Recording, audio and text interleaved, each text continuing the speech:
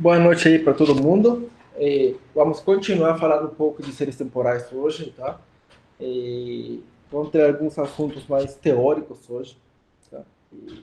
Tem alguns conceitos que eu preciso explicar antes de fazer alguma coisa, tá? A primeira coisa que a gente tem que saber, depois daquilo que a gente já viu, que não existe um único padrão de série temporal. Quer dizer, não existe um modelo que funcione para todo mundo. Existem muitos modelos, né? E muita gente, né, atualmente, continua propondo novos modelos, né, para lidar com diferentes padrões, para considerar diferentes coisas. Né? Então, é uma ciência que está constantemente evoluindo, né, uma área, muitos quantitativos, que tem bastante coisa para fazer ainda. Tá? Tem muita coisa feita, mas tem muita coisa para fazer. Então, tem como que entender que não existe um único padrão. Tá? E não existe uma única forma de modelar séries temporais também, não. Tá? Tem várias abordagens, tudo mais, tá? Então, estou passando só uma das abordagens, né? Dependendo do livro que você for pegar, né? Ou se uma hora vocês forem fazer uma pós-graduação, pode ser que vocês vejam ou essa mesma abordagem ou outras. E... Então, o que a gente faz, né? A gente tem que analisar algumas características das séries, tá? Porque são essas características que vão nos ajudar, né? A escolher melhores modelos, né? Assim, sem olhar a série, a gente não consegue falar aplica tal modelo. Mas olhando a série, a gente consegue ter algumas ideias, né, de quais modelos poderiam funcionar, tá? E, então, quanto mais saibamos da nossa série, né, mais características dela a gente conhece, né, teremos uma melhor capacidade de construir modelos de previsão, tá? E, então, é por isso que a gente precisa conhecer algumas características das séries. Então, o primeiro que a gente precisa saber, que é um conceito um pouquinho mais teórico, é o conceito de processo estocástico. O que é o processo estocástico? Um processo estocástico, né, vocês lembram que na estatística para ADM a gente viu variáveis aleatórias. Né? A variável aleatória tem uma distribuição. Né? Um processo estocástico vai ser uma coleção, tá, de variáveis aleatórias. Tá? Uma sequência de variáveis aleatórias que está indexada pelo tempo. Tá? Essa sequência de variáveis aleatórias vai ser um processo estocástico. Tá?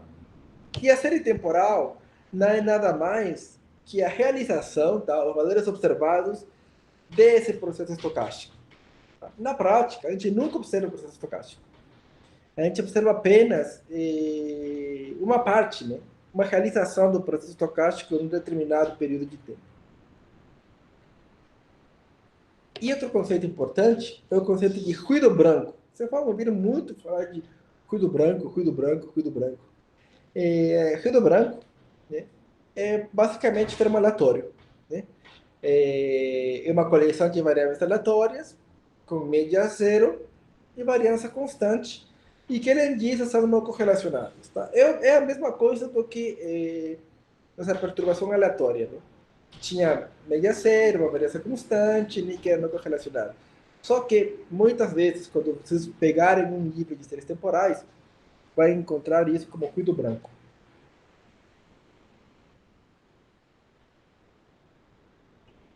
É muito comum também que nos livros você faça a distinção entre processo estocástico e série temporal, e por costume a gente chama tudo de série temporal, tá? Mas formalmente existe uma definição, né? O processo estocástico, né? A série temporal que é uma realização. Para explicar o que é isso, imagina se que é isso aqui, né? É uma sequência temporal de alguma coisa, tá? E para cada ponto, vamos supor que temos uma distribuição aqui, né? Para esse cara aqui. Vamos supor que para esse cara aqui também, temos outra distribuição. E para esse cara aqui, outra distribuição. E aqui, opa, outra distribuição. E aqui, outra distribuição. E aqui, outra distribuição. Então, vamos supor que todas essas são distribuições normais, por exemplo. Tá? Outra distribuição. Então, em cada momento do tempo, vai ter uma variável aleatória com uma média, uma variância ou uma distribuição, né? Que são esses gráficos que eu fiz aqui, para cada instante de tempo. Só que aquilo que a gente observou, né, essa linha verde, é uma realização, é um valor, né, dessa variável aleatória. Poderia ter sido qualquer outro, né? Mas o que a gente observou foi isso aí. Né? O que aconteceu foi isso aí. Tá?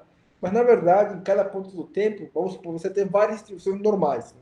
Assumindo que estamos falando de normalidade. Né? Com diferente média, diferente variância, né? E que a gente observa na prática é uma realização, uma sequência daquilo que aconteceu. Tá? Então, essa é a diferença entre processo estocástico e processo temporal.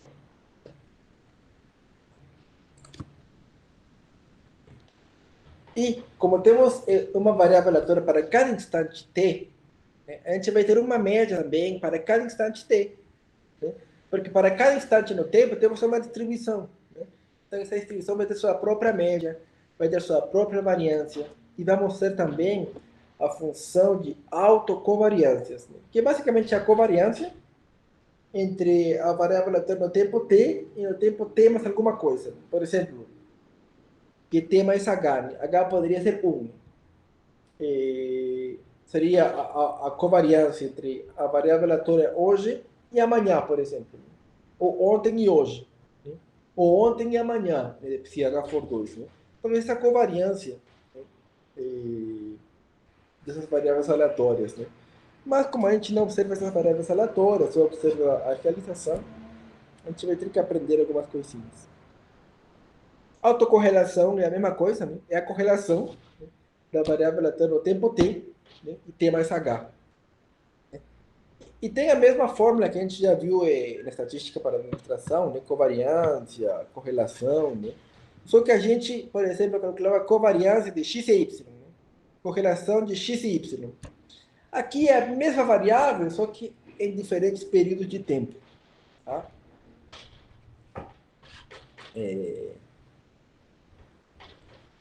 E por que eu expliquei isso? Porque existe uma definição, tá, muito importante na hora de trabalhar com séries temporais, que chama processo estacionário. Tá? O que quer dizer isso? Quer dizer que nosso processo estocástico, né, ele tem um segundo momento finito, ou variante finita, ele é estacionário se a média, né, para cada instante do tempo for a mesma, a variância para cada instante do tempo for a mesma, e a covariância entre elas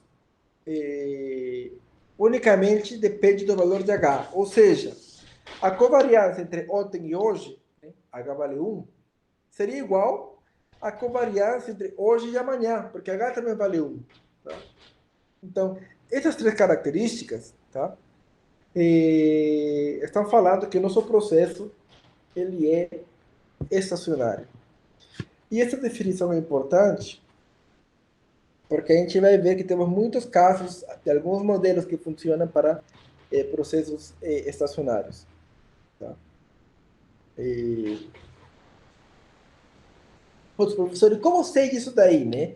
Como sei que é processo estacionário? Não, porque isso daí está muito teórico. Como eu sei? Existe uma forma visual, tá, de você ver, tá, visual, né? Identificar se tua série é estacionária ou não. Tá? É, primeiro, né, ele fala aqui que as médias têm que ser constantes. Ou seja, se você observa uma série temporal, né, em diferentes pedaços, né, a média deveria estar no mesmo ponto. Se isso não acontece, se tem médias diferentes, quer dizer que, na verdade, a média não é constante. A variabilidade, né? Se você observar em diferentes períodos, deveria ser aproximadamente igual, né? Se isso não acontece, né, é porque a variância não é constante. Tá? Bom, logicamente, uma série que não satisfaz essas características, ela é chamada de não estacionária. Satisfaz as condições, estacionária. Não satisfaz, não estacionária. Tá? Depois eu vou mostrar alguns exemplinhos, tá? Mas para isso passar primeiro alguns conceitos teóricos, tá? Então, quando temos um processo estacionário, as contas começam a ficar mais fáceis. É por isso que a gente gosta de processo estacionário, porque a conta fica mais fácil. Tá? Então, se nosso processo estocástico, né, se nossa sequência de variáveis aleatórias for estacionário, calcular a covariância vai ser mais fácil. Por quê? Porque mi não depende mais de t. Mi é constante. Né? Então, a gente vai calcular uma covariância como quase sempre calculou. Tá? E no caso de estimarmos essa covariância pelo valor amostral, né? Como a gente vai observar unicamente uma série temporal, você vai pegar, por exemplo, para T1, né? Para essa fórmula aqui faria o quê, por exemplo? Você pegaria para t igual a 1, né? Seria y1 menos y barra. Vou colocar aqui, por exemplo, para k igual a 1. Tá?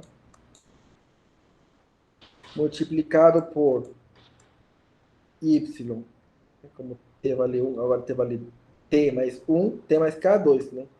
y2 menos y barra, né? Mais, né? Agora meu t vale 2, né? y2 menos y barra 2 mais k vale 1, 3, né? y3 menos y barra até o último cara, né? Que vai ser n menos k, né? y n menos k menos y barra, tudo isso multiplicado, t vale n menos k mais kn, né? yn menos y barra, tudo isso daí dividido por n. Tá? Você vê que a fórmula também já tinha, mas na verdade é pega cada um dos elementos, né? y1 menos y barra multiplicado por y2 menos y barra mais y2 menos y barra multiplicado por y3 menos y barra mais y3 menos y barra multiplicado por y4 menos y barra, assim até acabar com as observações. Professor, aí no caso aí, como o K é 1, seria yn menos 1, né? Isso. É verdade. Show, beleza. Isso aí. Menos 1. Perfeito. E assim que a gente calcula a covariância, tá? A autocovariância. Ih, professor, eu não estou gostando dessa aula, não, tá muito complicado. Eu sei, mas calma. Se vocês percebem aqui, se você coloca, por exemplo, menos K e K, né? Só que é a mesma coisa no final das contas. Você vai ter que mexer um pouquinho aqui, né? E isso daí é uma propriedade, né? Que a autocovariância, né?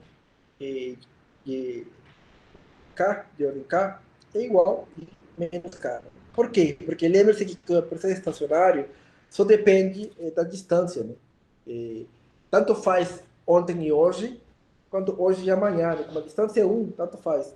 Né? Então, é isso que ele quer falar aqui, né? Na verdade, você estaria invertendo a ordem, né? Falar ontem e hoje é uma coisa que falar hoje e ontem. No fundo, que isso quer dizer, né? E ele chama-se autocovariância, né? E a covariância dessa variável com ela mesma, só que em outro instante de tempo. Vocês veem que aqui temos yt e yt mais k. É o mesmo cara, a mesma variável, só que em outro instante do tempo. Por isso recebe o nome de auto, né? Dela mesma. E a autocorrelação é igualzinha, né? Em lugar de calcular a variância, né? A autocovariância calcula a correlação da variável com ela mesma em outro instante do tempo. Isso é uma forma fácil de calcular. Se você calcula a covariância, né? Você simplesmente divide a covariância no ponto K pela covariância no ponto C e tem a autocorrelação. Tá? E também tem a mesma característica, né? A correlação K e menos K é igual, né? E, como já sabemos de correlação, né? Correlação está entre 0 e 1, a autocorrelação é simplesmente a correlação da variável com ela mesma em outro instante do tempo também tem que estar, desculpa, entre menos 1 e 1. Falei seria 1 não, menos 1 e 1. Né? Menos 1 quando a autocorrelação for inversamente proporcional, né? Um cresce e outro decresce. 1, né? Quando for diretamente proporcional, quando um cresce, o outro também cresce, né? E 0 quando não existe nada, né?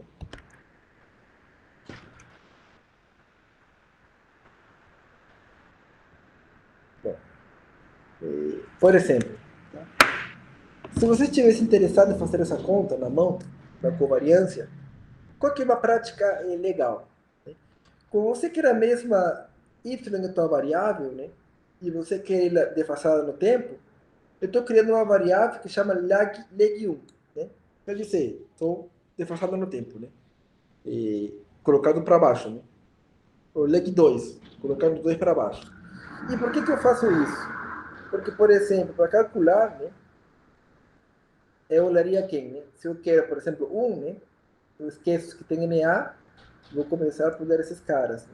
Então, eu coloco esse cara menos a média, multiplicado por esse cara menos a média, mais esse cara menos a média, multiplicado por esse cara menos a média, mais esse cara menos a média, multiplicado por esse cara menos a média. E assim até o final. Tá? Se quisesse por lag 2, né? Por exemplo, pegaria esse cara menos a média, né? Como eu quero 2 pontos diferentes, né? Pulo um, esse cara menos a média, mais esse cara menos a média, multiplicado por esse cara menos a média. Né? Então fica fácil fazer a conta desse jeito. Né? Professor, Mas pode repetir logicamente, só essa última parte, por favor? sim, claro. Por exemplo, aqui nesse último, por exemplo, vamos pensar para k igual a 2, tá? Para k igual a 2, eu vou pegar yt, né? Teria y1, né? Menos y barra, multiplicado k vale 2, né? T vale 1, y3, né? Menos y barra. Mais, por exemplo, aqui iria y2 menos y barra, multiplicado por y4 menos y barra. E assim continua, né, até o último cara. Quem que é y1? Y1 é esse cara, né? 0 ponto, menos 0,6. Mas ele está aqui também. Então, eu vou pegar esse daqui, menos y barra. Quem que é o 3? O 3 é 1,6, né? Multiplicado por 1,6 menos y barra. Outro cara, y2. Meu y2 é menos 0,2, está aqui. Mas ele também está aqui. Eu coloquei de propósito. Para quê? Para que fique mais fácil de entender. Esse cara, menos y barra, multiplicado por y4, que é esse carinha aqui, menos y barra. Então, se você pegar mais um, né? Aqui seria, por exemplo, y3 menos y barra, tudo isso dividido, multiplicado por y5 menos y barra.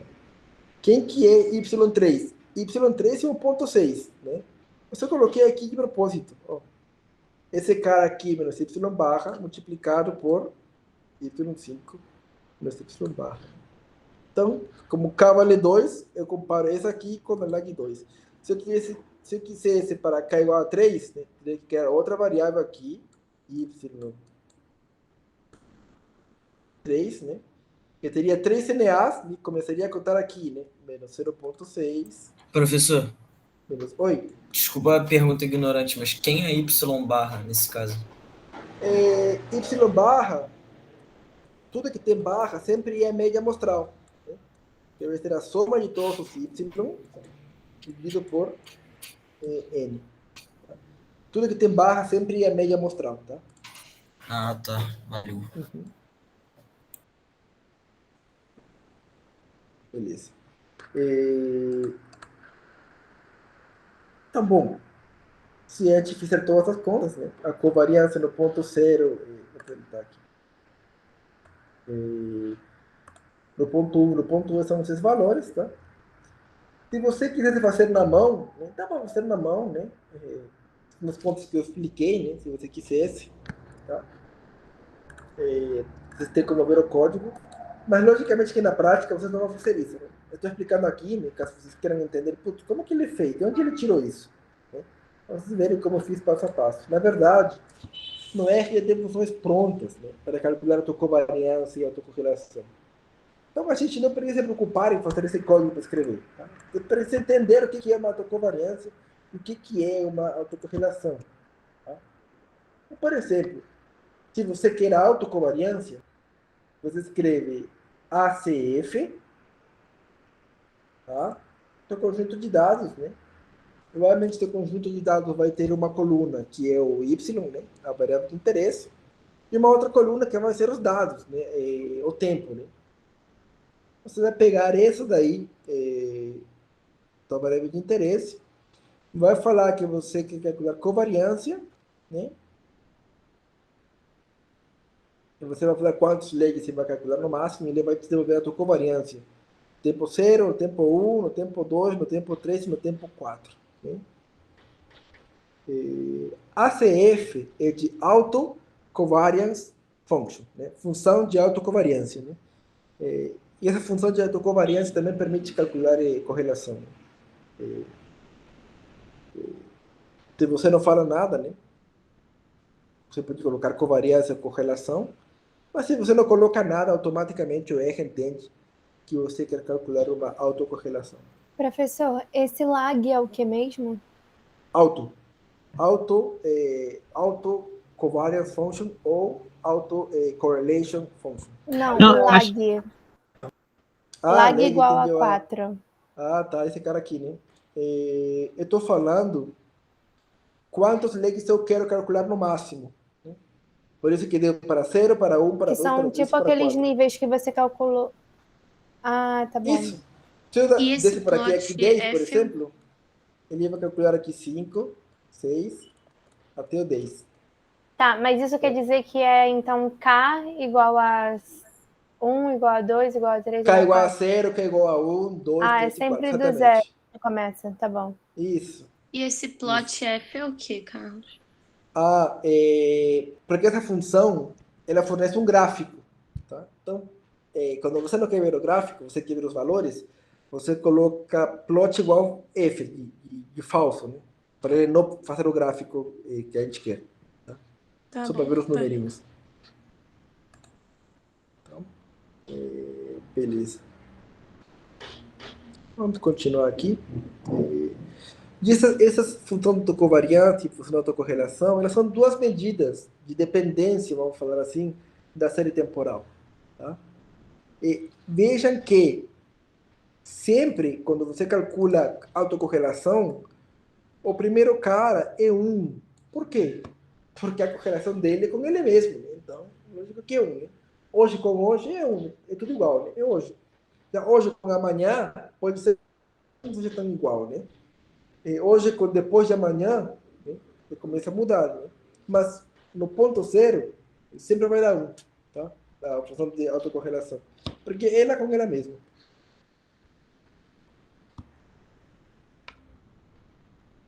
Aqui. Então, beleza. A gente já falou alguns conceitos chatinhos. Vamos tentar colocar um pouco aí de mão na massa. Aí, tá? O que acontece quando a gente tem séries temporais? Né? A primeira coisa que a gente vai ter um conjunto de dados, né? A gente vai ter que colocar o conjunto de dados, né? De organizar o conjunto de dados, né? De forma que a gente consiga utilizar a função do R que a gente quer. Tá? Lembre-se que existem muitas formas diferentes de fazer as coisas no R, né?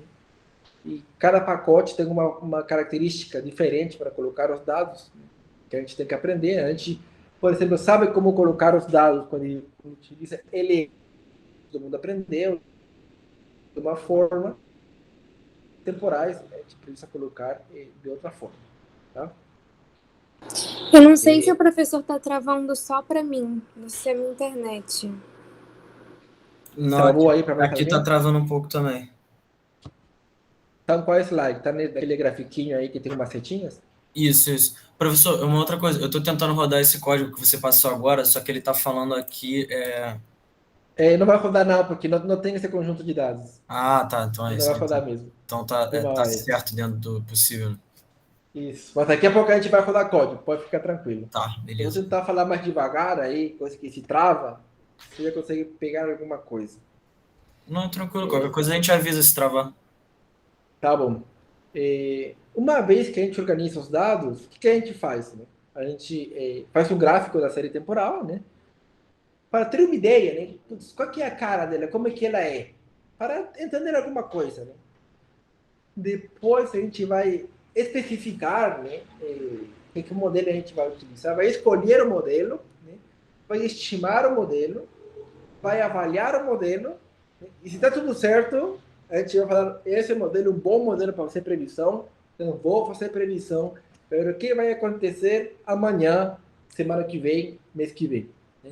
Mas tudo isso tem que passar por esse processo. Né? Você vai ter que ver a cara da série temporal, identificar quais modelos você poderia utilizar, estimar esses modelos, avaliar esses modelos, e se eles são minimamente aceitáveis, você vai fazer uma previsão para o futuro. Então, o que a gente faz quando preparamos os dados? Né? Essa parte de preparar dados é o quê? Você vai importar os dados no R, né?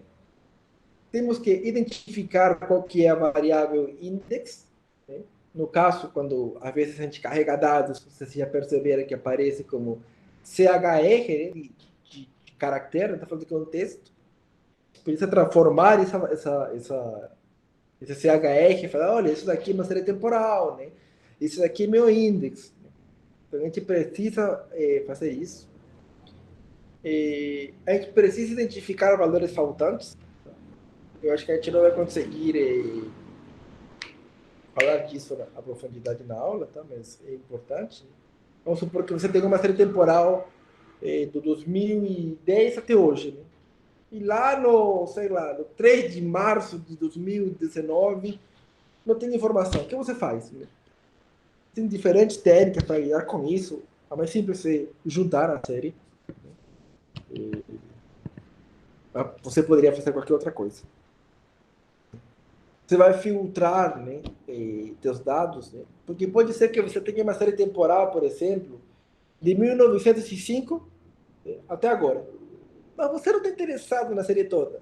Você está interessado unicamente naquelas séries a partir do 2000. Então você vai filtrar, né, os dados. Né? Ou você não quer modelar a série temporal, você quer modelar o logaritmo da série temporal. Então, você precisa aplicar log na sua variável. Né? E tudo isso, né, você consegue fazer com aquelas funções de manipulação de dados, né, que a gente viu com o pacote dplyr. Né? Principalmente a função mutate, que é para transformar, e filter, que é para filtrar, né, os casos. Né? E mais algumas que a gente vai ver aqui também na matéria. Tem o pacote esse aqui, able, como seja, que ele nos ajuda a organizar os dados em uma estrutura temporal, tá? Você pode dar um clique aqui, se você quiser, tá? E ele vai te levar, né, no site do próprio pacote, né, que ele dá bastante explicações, né? Aqui, inclusive, ele já fala, né, se você tem seus dados, que eles são anuais, né, eles vão ser da classe inteiro ou double. Se são em quadrimestres, né, você vai utilizar essa função aqui para transformar, né? Se são mensais, você pega essa função para transformar. Se são semanais, esse aqui. São diários, né?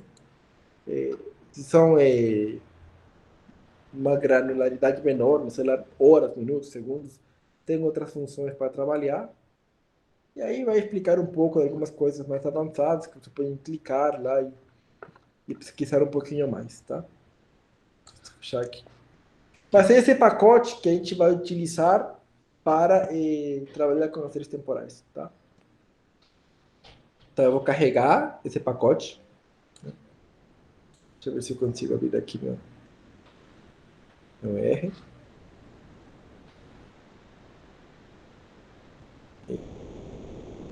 Esse daqui é o pacote que nos vai ajudar a trabalhar com as séries temporais.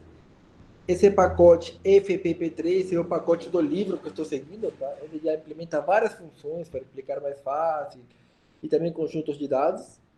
Esse dplyr, que é para manipulação de dados que vocês já conhecem, tá? Então eu vou pegar esse conjunto de dados Global Economy, tá? Que está no pacote FPP3, né?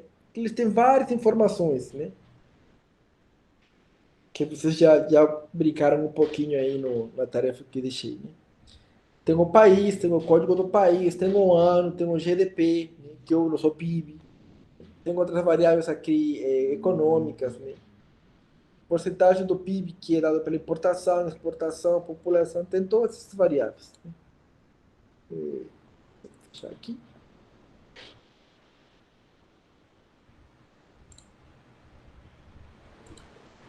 Vou rodar aqui para vocês sempre verem que tudo está para rodar.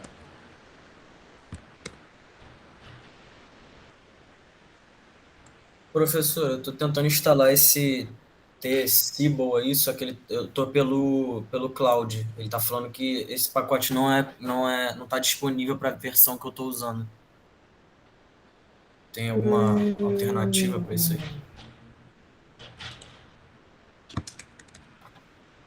Eu vou dar uma olhada no Cloud para ver como que faz para instalar, tá? Tá. Que estranho, geralmente a Cloud consegue pegar tudo. Você pode tentar instalar por aqui também, às vezes chama outro repositório, não sei. Vou colocar aqui com duas Bs, né? Para instalar, tentar. Você vai dar uma olhada depois no Cloud para ver se funciona. Tá? Então, o que eu vou fazer? Eu vou criar dois conjuntos de dados, tá? Um que eu vou pegar o GDP per capita, né, do Brasil, tá? E eu vou pegar esse GDP, só que não só para o Brasil, mas para os países do Mercosul, tá? Então eu pego meu conjunto de dados, eu filtro por país, né, vou escolher Brasil, e como eu não tenho GDP per capita, eu tenho o GDP, eu tenho a população, né? Se eu quero per capita, simplesmente dividir o GDP pela população, né? Ele vai me dar o GDP per capita, né? Então, utilizo o mutate, né, para calcular essa nova variável que eu quero. E se eu quisesse, por exemplo, não apenas Brasil, mas os países do Mercosul, né? Em lugar de selecionar unicamente Brasil, né, eu pego Brasil, Argentina, Paraguai, Uruguai, Venezuela, né? Venezuela, na verdade, chama Venezuela que é República Bolivariana, né? E faço a mesma transformação, tá? Então, vocês veem que eu vou ter dois conjuntos de dados aqui. Vou ter que copiar aqui. O primeiro que é do Brasil, né, que apareceu aqui, e o segundo que é o Mercosul. Na maioria dos casos eu vou escolher sempre uma, só vou mostrar aqui com vários para vocês verem o que dá para fazer. Depois que eu tenho os dados, né, que eu já filtrei as que eu quero, Carlos, você calculei pode a variável. mandar esses dados, Posso? por favor? Esse último que você fez. Posso sim. Vale.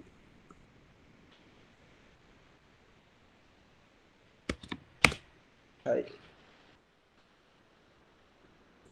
Então, uma vez que a gente já pegou os dados que estavam, no caso, no pacote, né, no FPP3, filtramos os dados e calculamos a variável que a gente quer, que era GDP per capita, né, agora a gente vai visualizar os dados, né?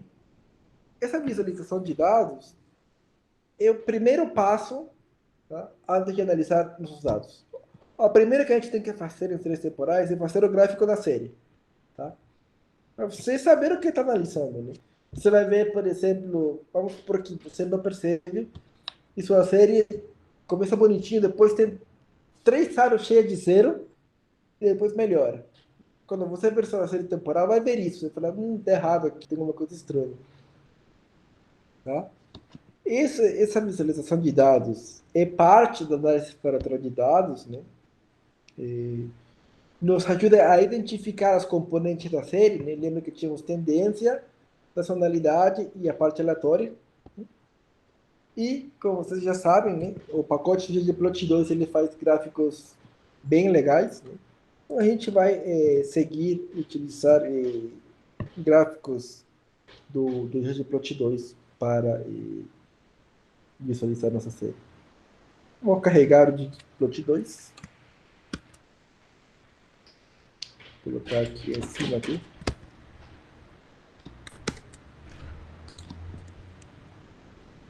E o primeiro gráfico que eu vou fazer, olha, do ggplot2, eu vou pegar os dados do Brasil.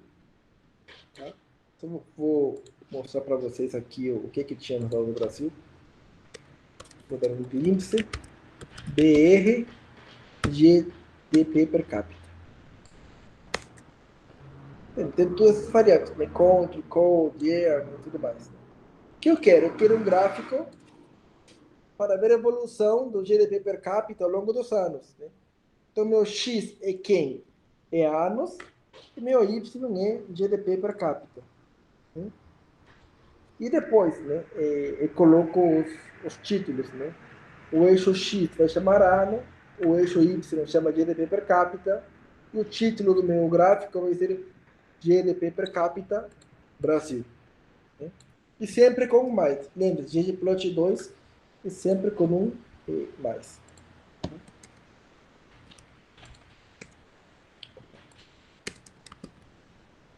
Vocês rodando esse código, ele vai mostrar o gráfico aí.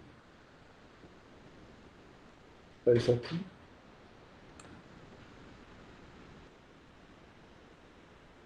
Mas legal, né? Tem muita surpresa, né? Você já sabia fazer gráfico. Mas olha o que eu fiz com o gráfico do Mercosul.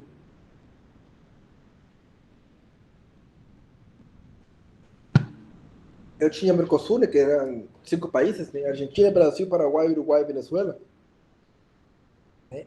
Eu simplesmente mudei aqui, ó. Em lugar de colocar Brasil e GDP per capita, coloquei o Mercosul.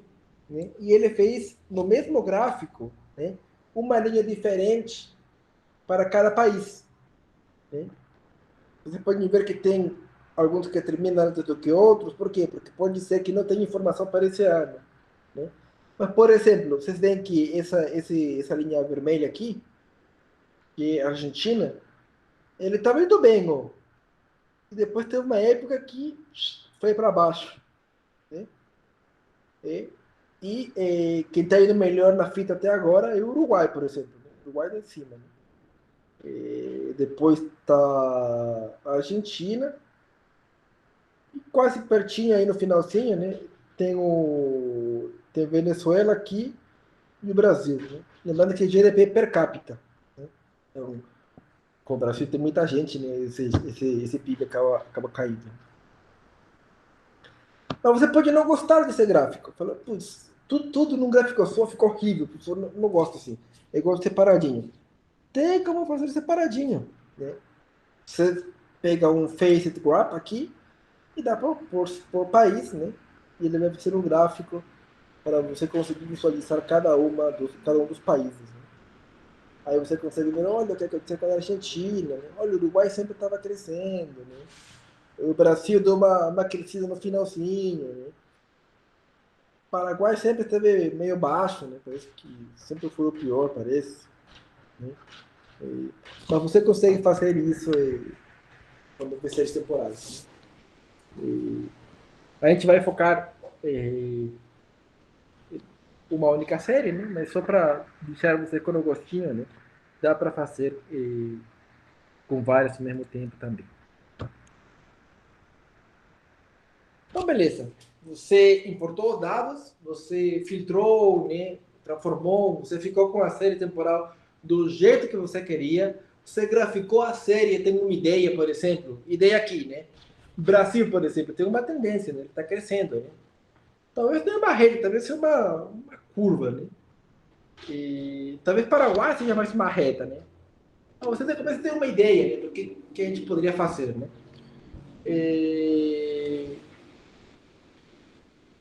a gente vai agora modelar, né, a série temporal. Né? Vocês vão, se algum de vocês cair no estágio, no trabalho numa área, né, tenha muito essa cultura data-driven, né, que diz essa cultura muito baseada nas decisões nos dados, vocês vão ouvir muito, né, a palavra modelar.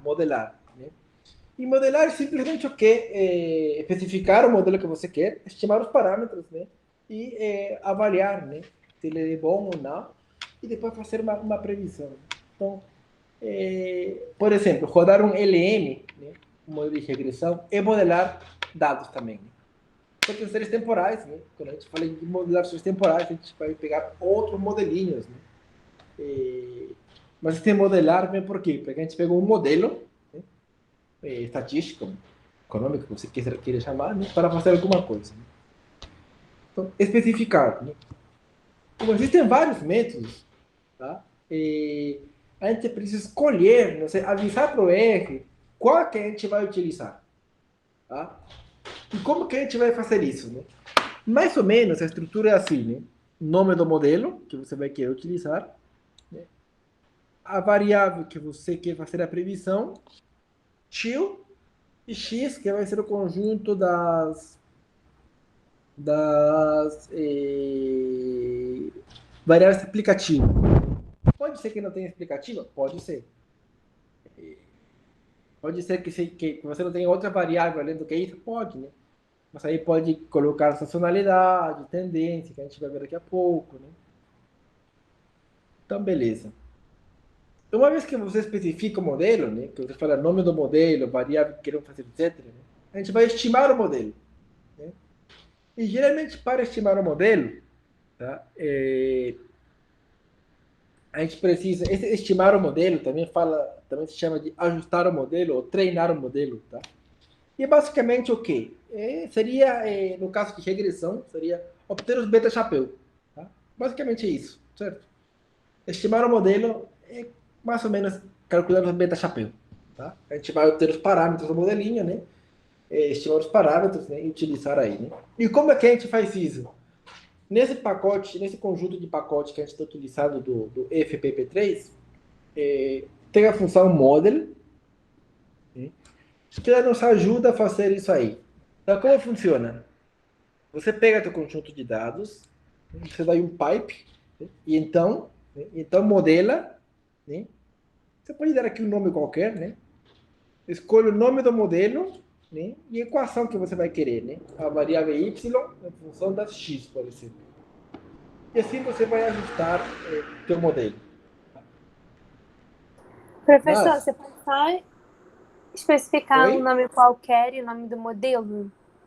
Ah, sim, porque o nome do modelo aqui, ele já é um nome pré-estabelecido, sabe? Nesses pacotes que estamos utilizando, existem alguns nomes padrão, tá? Alguns modelos que estão implementados, tá? E esse nome qualquer é o nome que você vai dar a esse modelo que você está ajustando. Né? Por exemplo, quando utilizamos LL, né? Podíamos chamar de modelo 1, né? E utilizamos, sei lá, as variáveis TV, rádio e newspaper. Modelo 2, poderíamos utilizar TV ao quadrado, rádio e newspaper. Né? É o nome que eu dei, modelo 1, modelo 2. Né? Você pode dar esse nome aqui, né? Modelo 1, modelo 2, modelo 3. Né? Por quê? Porque você poderia, eventualmente, usar vários modelos, né? Para que fique mais fácil você identificar. Você poderia dar nome, modelo aula tal. Né?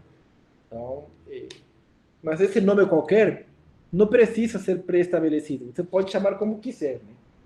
Beleza. E o X são os termos, variáveis quantitativas, é isso? Não entendi, desculpa.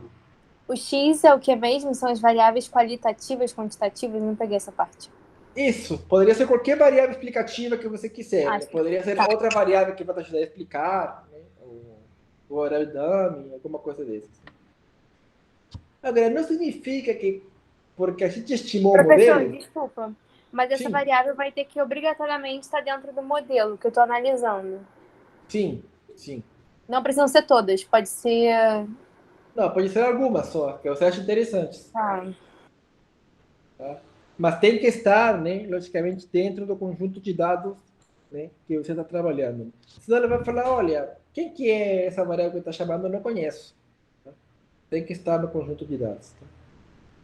E uma vez que você estima o modelo, não significa que, como você estimou, vai fazer previsão de cara. Né? Porque o teu modelo pode ser muito ruim. Né? E, logicamente, que ninguém quer ter um modelo ruim para fazer uma previsão. Né? Vamos pensar, né, que você vai fazer um modelo de previsão, né, para saber quantos panetones o pão de açúcar, né, tem que comprar, não sei se tem pão de açúcar lá, mas o supermercado tem que comprar em dezembro, né, para satisfazer a demanda dos clientes. Aí você vai ver histórico de venda do panetone, né, e tal. Né. Vamos supor que o teu modelo é muito ruim e fala, olha, compra apenas 1 milhão de panetones em dezembro. Né. Mas a demanda foi tanta que chegou, sei lá, aos 3 milhões de vendas de panetone. O que aconteceu com o supermercado, né? Perdeu de vender 2 milhões. Aí o cara que queria comprar nesse mercado acabou indo no mercado da concorrência. Né? Aí a gente perdeu dinheiro. Ou pelo contrário, né? Você tem um modelo tão ruim que fala, olha, compra 10 milhões de panetones e você só vende 3. O que vai acontecer? Né? Que você vai esperar quando passar Natal e Ano Novo, os caras vão ter que vender o panetone praticamente a preço de custo. Né? Todo mundo já viu, né, que o panetone antes do Natal tá, sei lá, R$ 20, né? E depois tá R$ 5, né? Por quê? Porque os caras não vão vender mais esse panetone. Então eles preferem vender super barato, né, para sair daí do estoque deles, do que perder mais dinheiro com almacenado panetone e tudo mais. Então a gente utilizou um modelo ruim e perdeu dinheiro também. Né? Então, para evitar essas coisas, a gente tem que avaliar nosso modelo e, no fundo, ver se nosso modelo serve para alguma coisa. Tá? Se esse modelo serve para alguma coisa, né, a gente utiliza ele para fazer previsão H passos no futuro. Né? Amanhã, próxima semana, próximo mês, próximo ano, sei lá. Então, beleza. Eu vou passar aqui alguns métodos que são muito simples. Tá?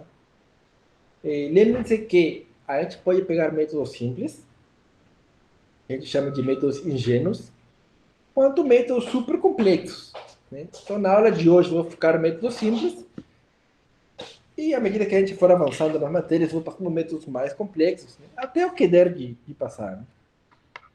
Então, o primeiro método é da média. Né? Você tem um histórico de preços, né? E você vai falar que a previsão, por exemplo, é o valor médio, né, dessa série. Então, o que você faz? Aqui, por exemplo, eu pego meu conjunto de dados, né, pego meu modelo, né, nome do modelo e a variável que eu quero fazer previsão. Como nesse caso, calcular da média não precisa de variável explicativa, só precisa dessa variável, né, eu não faço mais nada, né? Calculo a média. Tá? E o que ele faz? Olha, essa é a minha série temporal. Tá? Eita, eu devia ter colocado meu pequenininho aqui. Ele pegou a média. É uma previsão? É. Mas ele é boa? Não, muito ruim. Né? Ó, tava crescendo as vendas, mas como pegou a média, né? Pode ter começado lá embaixo, né? Ele acabou dando uma previsão, qualquer coisa. Né? Então eu peguei esse modelo que ajustei, o modelo FIT, né? De ajustado, né? Eu fiz a previsão 12 passos no futuro. Ele pegou a média e repetiu, né? Para todo mundo igual. Né? Eu peguei esse autoplot para fazer aí o gráfico, tá? Vocês podem querer brincar aí. Eu vou colocar aqui, só para mostrar uma coisinha para vocês. Eu vou ajustar meu conjunto de dados. Tá? Ele ajustou. E eu vou fazer o gráfico.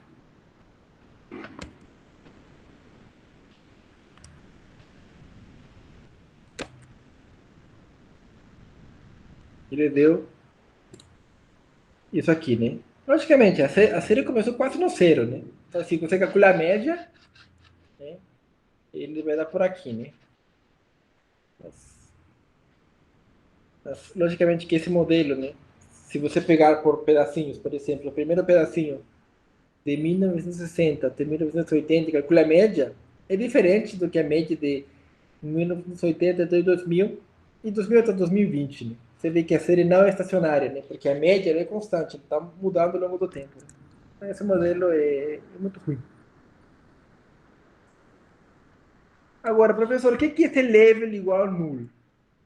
Vou te mostrar tirando esse código aí.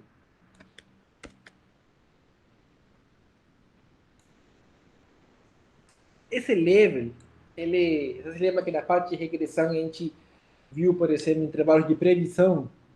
Né? Isso, ele faz intervalos de previsão. 80%, 95%. Nossa, professor, ele deu um intervalo tão grande assim, para vocês verem, né? Quer dizer, ele está falando que poderia ser qualquer coisa. Né? É tão grande esse intervalo, né, que está te falando, olha, tem tanta incerteza aí, segundo esse modelo, então você vê que não serve para nada. Mas é para isso que serve esse level aí. Level igual. Serve esse gráfico aí, como assim essas partes. Né? Mas beleza, né? A gente viu que talvez pegar a média não é uma boa opção. Mas tem outros métodos simples também. Por exemplo, pegar a última observação. Né? Que a previsão para a temperatura de amanhã é a temperatura de hoje. A previsão para o preço da Petrobras amanhã, vamos falar que é o preço de hoje. É uma previsão? É. Agora, se é boa ou não é outra coisa, mas ele é uma previsão. Então, para utilizar esse método ingênuo, né, naive, você faz o quê? Pega o conjunto de dados, né? Então, modela utilizando o modelo naive. Né? E como naive também não precisa de variáveis explicativas, você simplesmente dá para ele o y. Então ele vai pegar o último cara, né? Para fazer a sua previsão. Né? Então, se quiser uma previsão 12 dias para frente, ele vai pegar a última. Né? Essa daqui parece pelo menos melhor do que a média. Né? A média estava bem para baixo. Essa aqui pelo menos está mais ou menos no mesmo nível do finalzinho da série. Parece mais aceitável. Será que isso é bom? Tem outro tipo de modelo simples que chama naive sazonal. Tá? O que ele faz? A gente já viu o que é o período sazonal, né, que se repete. Ele vai pegar o último período sazonal, tá? E ele vai repetir para o futuro. Vamos supor que ele está trabalhando com dados mensais, né? Ele vai repetir os últimos 12 meses, né? E vai colocar como está a previsão no futuro dos próximos 12 meses. Né? Ou seja, em lugar de repetir unicamente a última observação, ele vai repetir as últimas N observações, né, onde M é o período estacional. Tá? E como eu faço isso no R? Você pega o conjunto de dados. Tá? Aqui eu vou assumir, tá? Esses dados não são estacionais, tá? Mas eu vou assumir que meu período estacional é 10. Tá? Então eu vou falar, olha, pega esse naive, esse estacional, tá? Pega meu conjunto de dados, tá? E eu vou fazer o quê? Pega o período estacional de tamanho 10, né? Os últimos 10. Esse, nesse caso, esses últimos 10 seria como se fossem minhas variáveis explicativas, né? E ele vai repetir essas últimas 10 observações como se fosse minha previsão. Ele pegou as últimas 10, né? Ele repetiu. Né? E essa daí é minha previsão, segundo esse modelo estacional ingênuo. Né? E a previsão né? Agora é bom, não sei. Né? Professor, esse modelo parece muito simples. Por que você está fazendo isso? Por vários motivos. O primeiro é que, às vezes, né, a gente tem um modelo muito complexo, mas você não tem dado o suficiente para calcular um modelo complexo. E o segundo, né, porque talvez isso daí seja a tua primeira abordagem. Assim, se você fizer um modelo complexo e ele não consegue ser melhor do que as opções simples, né, o modelo complexo não serve para nada. É verdade. Então, assim, qualquer modelo deveria superar esses modelos simples. Né? Se não superar, vamos falar assim, se não superar isso, é uma vergonha de modelo. Então, a gente tem que aprender assim para comparar, olha, o modelo simples é assim, mas nosso modelo melhor tantos modelos, tanto por cento melhor, tudo mais. E o último dos modelos simples chama drift. Que esse drift, a tradução é meio chatinha em inglês, mas é mais ou menos assim, né? É a quantidade de mudança ao longo do tempo, tá? Vamos entender assim. Tá? E como é calculado esse drift? Esse modelo para o drift, né? Vai ser igual à última observação, tá? A previsão H para essa frente vai ser igual à última observação, mais a média, né? A média do incremento, né? Da mudança que aconteceu ao longo do tempo. Né? Por exemplo, de ontem para hoje aconteceu uma mudança. Né? De anteontem para ontem, outra mudança. Né? Então você vai somar essas mudanças, né? Na verdade, vai calcular a média e vai multiplicar por H. Né? Se você quer um passo à frente, 2 passos à frente, 3 passos à frente. Então você vai ter a última observação, né? Mais H multiplicado pela média dessas mudanças ao longo do tempo. Então, esse modelo é o drift.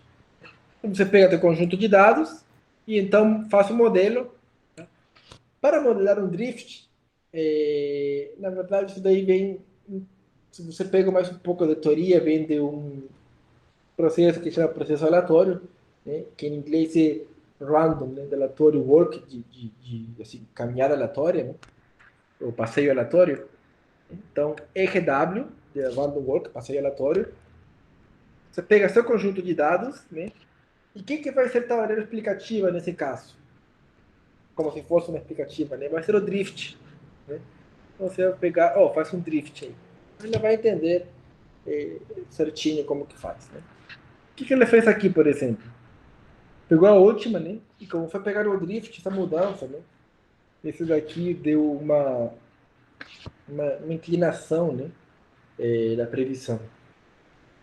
Professor, você passou vários códigos, é muito código. Eu sei, mas lembrando, você não precisa aprender todos os códigos de cabeça, você só precisa saber onde esses códigos estão. Né? Tanto que vocês viram aqui no exercício que eu deixei na aula anterior, né? Era só voltar nos slides, né? Entender o código e trocar uma coisinha. Né? Na maioria das vezes você vai fazer isso. Pegar código e trocar umas coisinhas, né? Para que o teu modelo funcione, né? Se tiver sorte. Senão você vai ter que fazer mais coisas. Mas geralmente você vai acabar pegando o código antigo, né, que você já fez, alguém já fez. Né? Por isso eu recomendo que você sempre salve seus códigos, tá? Porque você nunca sabe quanto vai poder utilizar eles. E porque a gente esquece os códigos. Né? Ninguém consegue lembrar todas as coisas que faz no código. Né? Então, ter um lugar onde você consegue ver seus códigos antigos é uma ajuda para você alguma coisa. Então, beleza. A gente viu alguns modelos aí simples. Então vamos lá, vamos fazer um case, antes que acabe a aula. Nesse site aqui, eu vou ter clique até, de uma universidade, tá? E essa universidade, ela coleta dados meteorológicos da cidade deles. Tá? Eu peguei esse conjunto de dados, né? Eu coloquei bonitinho num arquivo CSV, né? Que foram salvos no arquivo lajeado rgs.csv. Tá? Quem quiser está disponível aqui também. Tá? E eu vou colocar no Google Class. Mas quem quiser também, o conjunto de dados eu coloquei bonitinho aqui. Né? Ano, mês, temperatura média, temperatura máxima e temperatura mínima. Tá? Utilizando esse conjunto de dados, vamos aplicar esses métodos simples que a gente viu na aula de hoje. Tá? Então, a primeira coisa é importar os dados, né? E, logicamente que esse código aqui não vai funcionar para vocês, tá? Porque eu estou passando aqui o endereço do meu computador, tá? Esse conjunto de dados estava no meu desktop, né? Então eu chamei ele, né? E se vocês reparam, vou voltar aqui no coisa, né? Os dados, eles não estão separados por vírgula, né? Mas por ponto e vírgula. Para começar separado por ponto e vírgula, é preciso falar para o R separados por ponto e vírgula. Tá? Se você quiser copiar o código, rodar no teu computador agora, a gente pode copiar da nossa internet, rodar esse código, né? Falta, só tem que comentar essa primeira linha e descomentar essas outras duas e dá certo, tá? Vou mandar aí para vocês, caso alguém queira testar aí. Tá? Então, quando você carregar esse conjunto de dados, tá? Vamos ver se o meu roda também. Fala que eu vou ver. Professor, a gente não vai ter acesso a esse slide, não? Sim, sim. Está tudo no site já. Ah, beleza. Rapidinho, só para esclarecer essa primeira linha, né? Como ela é do teu computador, eu posso só começar pela segunda e pela terceira, né? Isso, na verdade, como ele está no meu computador, ele não vai rodar no teu. O que você vai fazer? Você vai comentar essa linha, né? Vai colocar esse símbolo aqui na frente. Vai descomentar isso aqui, né? Para ler onde que ele está na internet, né? E depois chama como vocês sabem chamar o conjunto de dados. Né? Tá. No meu caso, no meu conjunto de dados ainda está no meu desktop, né? Mas, por exemplo, no teu caso, você vai comentar aqui e descomentar esses dois, né? E vai rodar ainda na mesma. Tá? O que vocês têm que perceber aqui? Que temos 4 variáveis, né? 4 colunas, ano, mês, temperatura média, máxima e mínima. As temperaturas carregaram bonitinho, está como número real, né? Beleza, tá certo. Só que o ano, mês, ele carregou aqui como um caractere, ou seja, para o R, isso daí é um texto, ele não sabe ainda que estou trabalhando com uma estrutura de séries temporais. Então eu preciso falar para ele de alguma forma, olha, esse ano, mês, na verdade, é uma série temporal, tá? E são dados mensais. A gente precisa entender isso. O que a gente vai fazer? A gente vai utilizar a função ano, mês, né? E vai transformar essa coluna ano, mês, que é caractere, para uma estrutura de dados mensais. Tá? Então, eu vou pegar meu conjunto de dados e então eu vou transformar, né, mutate, a variável ano, mês, que vai ser igual a quem? Year-month, né, ano, mês, né, da variável ano, mês. Com isso aqui, eu estou passando ela, né, falando, olha, essa caractere aí eu vou transformar, né, para uma série temporal mensal. Tá? E como eu não quero o conjunto de dados todos, só quero o ano, mês e a temperatura média, eu vou ficar apenas com essas duas variáveis. E por último, né, eu vou passar, ele já coloquei aqui como uma série temporal, tá? E eu vou transformar meu conjunto de dados, que era um conjunto de dados padrão, né, para um conjunto de dados onde meu índice, né, meu índice temporal é exatamente essa variável ano, mês. Tá? Então, quando eu dar um glimpse disso, ele já sabe que ano, mês é uma variável de série temporal, né, mensal. Você fica aqui, até mudou o formato, né? Janeiro, fevereiro, março, abril, maio, junho, né? E assim pela frente. Né? E a temperatura média.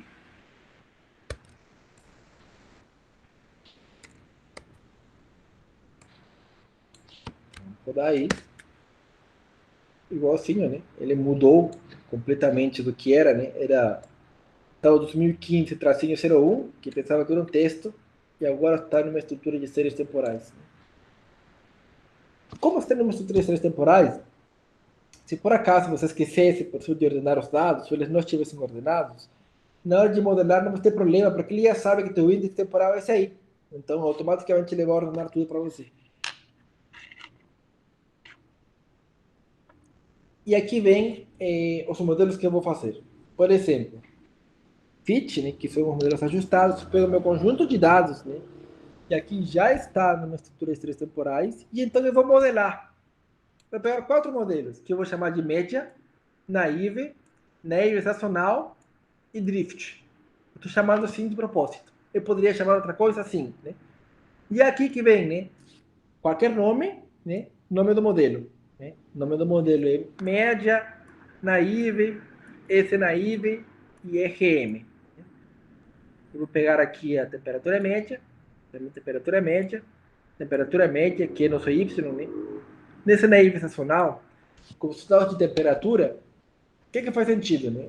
Faz sentido que a série temporal tem uma temperatura média diferente por mês, né? Faz sentido ter um padrão estacional, né?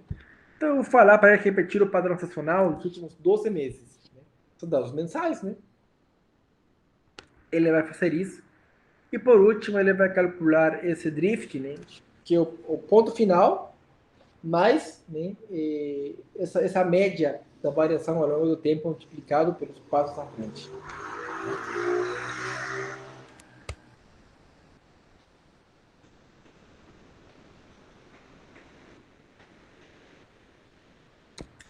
Então, eu ajustei, né? Ele rodou bonitinho. E depois que eu ajustei o modelo, faço a previsão. Pego o modelo, né? Peço para fazer uma previsão 12 passos à frente, né? E peço para fazer um autoplot, né? E que pergunto o que acontece se eu coloco no autoplot label igual ao nulo. Vocês já sabem o que eu expliquei. Mas eu vou fazer igual. Beleza, então vocês verem aqui, né?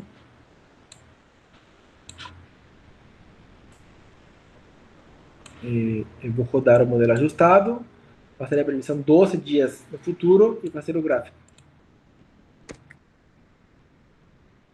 Fiz 4 modelos diferentes, hein? Vejam o que aconteceu. No mesmo gráfico, ele já plotou tudo para mim. O vermelho, né? A linha vermelha é o modelo com drift, né? E essas bandas aí são os intervalos de previsão. O modelo amarelo é a média, né? O verde, na verdade, que está aqui, que não dá para ver direito. O naive é o azul, né? Que pegou a última observação. Né? E o naive estacional, que é o roxo, né? Que parece que é o melhor, né? Pelo menos faz mais sentido, né? Mas o gráfico ficou muito feio, né? Não dá para ver nada, né? Com essas bandas ao redor. Né? Então, o que a gente faz? A gente já aprendeu. Tem que colocar level igual nulo. Pronto, o H igual a 2 é o que mesmo? É 12 passos no futuro. H é o número de passos do futuro, o número de previsões que você quer fazer no futuro.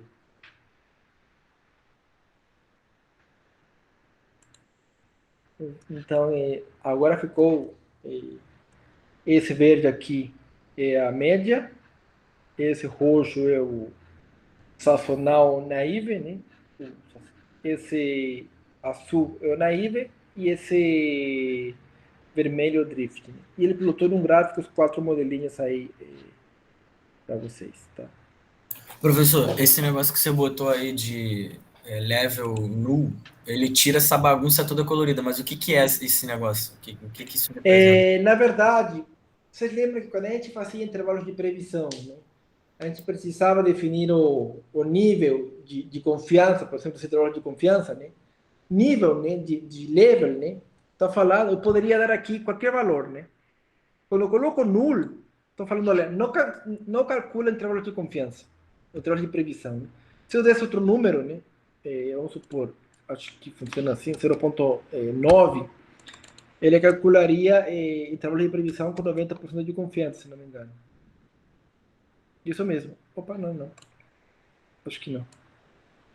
Ele tem um padrão aqui, só que eu não lembro direito, tá? Mas tem como trocar aqui, você consegue trocar aqui o nível das bandas, porque por padrão, sempre calcula uma banda 95%. Você poderia querer outra, né? Tem como especificar, só que eu não lembro como, você pode dar uma olhada. E se você colocar nulo, é para não calcular nada, né? Que fica mais limpo aí o gráfico. Ah, entendi, valeu. Então, isso aí. Eu só vou pegar o cabo aqui que meu fone tá morrendo.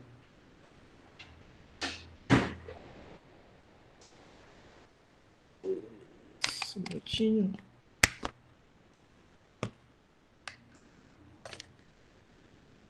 Pronto.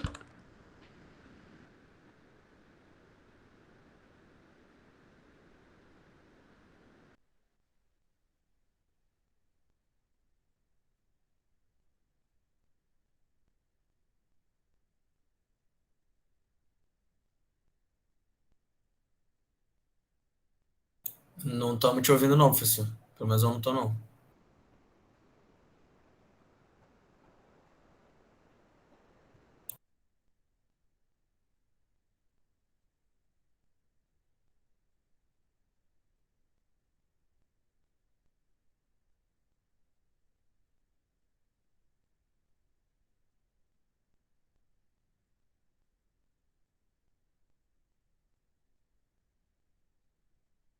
Tá me ouvindo agora? Agora sim, agora sim. Agora sim. Agora foi. Vamos lá.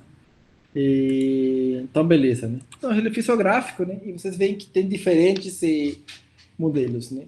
Aparentemente aqui o melhor, né? O que, assim, olhando de cara, você vê que aquele roxo foi o melhor porque parece mais com aquilo que aconteceu no passado, né?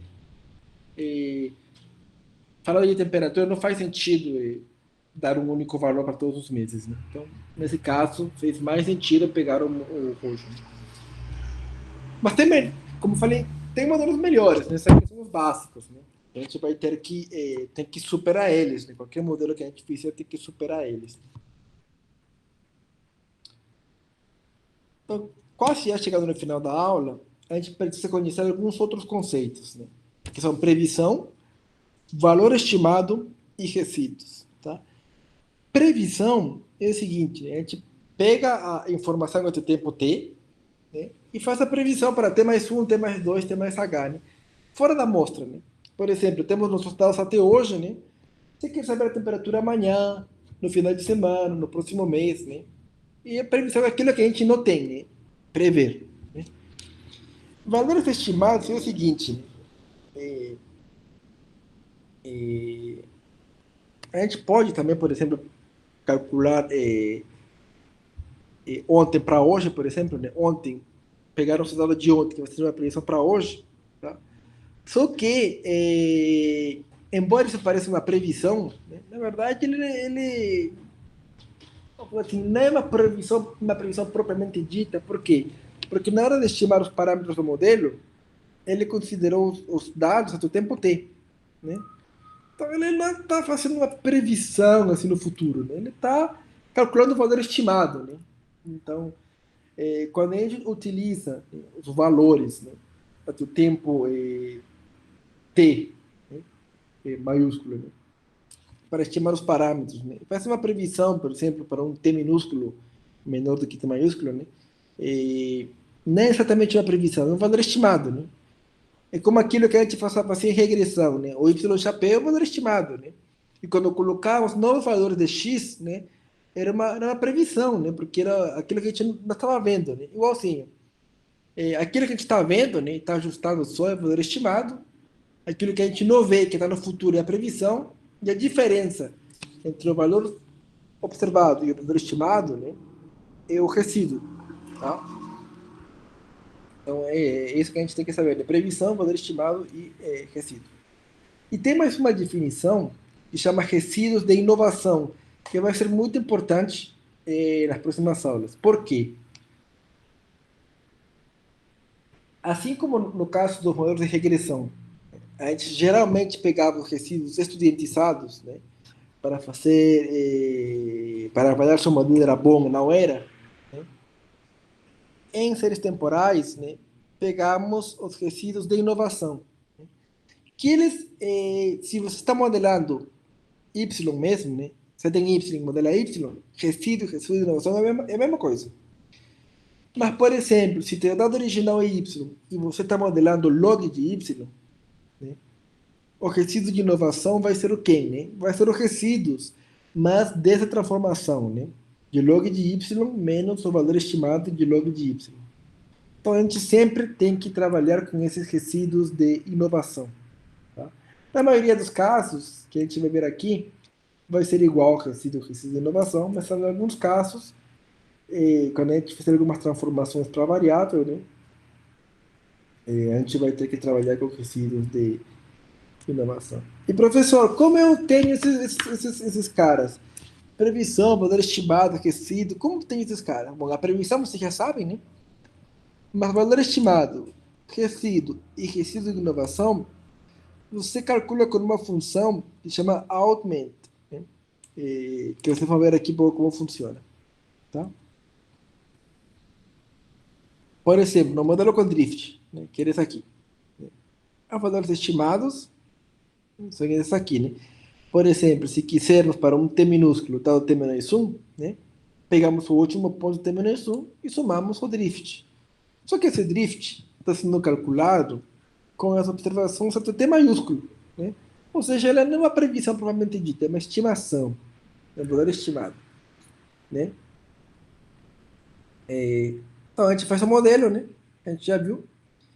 A gente tem esse fit, e a gente coloca augment, fit, ele aparece o modelo aqui, né? Como eu não coloquei nome, aparece tudo isso. O ano, a variável, o valor ajustado, o resíduo e o resíduo de inovação, né? Então ele calcula todos os valores para a gente, depois é só pegar e usar. Tá? E assim como no caso de modelo de regressão, né, são os resíduos de inovação que eles nos vão ajudar, né, a saber se nosso modelo ele é minimamente aceitável ou não. Tá? A gente vai ter que trabalhar com um pouquinho com esses caras, né, para ver se o modelo é bom ou não. Tá? Mas isso vai vir a gente na próxima aula. Tá? Qual que é o exercício que vocês têm que entregar na próxima aula? Tá? Você vai importar os dados, tá? Os mesmos dados que estão aqui, né? Que são da temperatura, tá? Você vai importar os dados. Você vai ter que transformar a variável a no mês, que ela vai aparecer em caráter, né? Você vai ter que transformar para uma série temporal, utilizando essa função. E depois,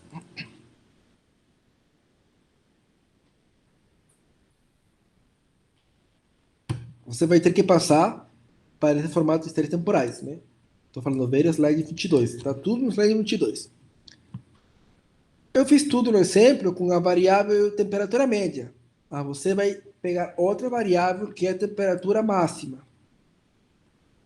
Tá? E você vai ajustar os 4 modelos que vimos até agora, né? Assim como eu coloquei os nomes, você pode colocar outros nomes, tá? E o que eu sugiro? Né? Para na hora de revisar, fazer a questão ser mais fácil para mim, né? Eu sugiro, se tem que ser. Por exemplo, eu coloquei média, né? Vocês poderiam colocar média, tracinho embaixo, Beatriz. Média, tracinho embaixo, Mariana. Média, tracinho embaixo, Eduardo. Rafaela, né? Para eu entender, né? Cada um dos modelos. Uma sugestão. Vocês podem deixar assim também, não faz diferença. Mas, vocês vão fazer isso, né? Vocês vão ajustar os 4 modelos e fazer a previsão 2 passos à frente, utilizando o autoplot. A gente já viu tudo isso na aula de hoje. Então, vocês só vão rever, né, e tentar fazer os raciocínios. Né? E vocês têm que entregar até a próxima aula, valendo um ponto para P2. Você vê que não é difícil, é só rever a aula que dá certo. Carlos, só uma dúvida. Esse drift a gente não vai ver hoje, né? Então. Não, o drift já viu. Esse drift aqui já viu. Esse aqui. Ai. O que a gente não viu como avaliar se o modelo é bom ou não. Mas drift já viu. Pode voltar aí no código do drift? E só para explicar aqui que é esse GDP. Onde é que eu pego esse GDP? Qual é o pacote? Lembra-se que esse... Eu vou pegar aqui, ó. Eu vou passar aí o código para você, que tá tudo coisa aqui.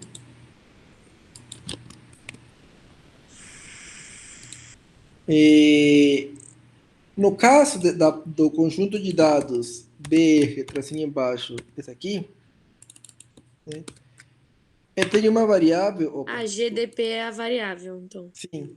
No teu caso, né, você vai ter quem? A Você temperatura vai ter, máxima. exatamente. Exatamente. Tá bom, Tá. valeu. Vocês vão fazer isso e vocês têm que entregar até a próxima aula, tá? E vai no ponto. Então, quem quiser ganhar um ponto fácil aí, tá valendo. Vou parar aqui a gravação.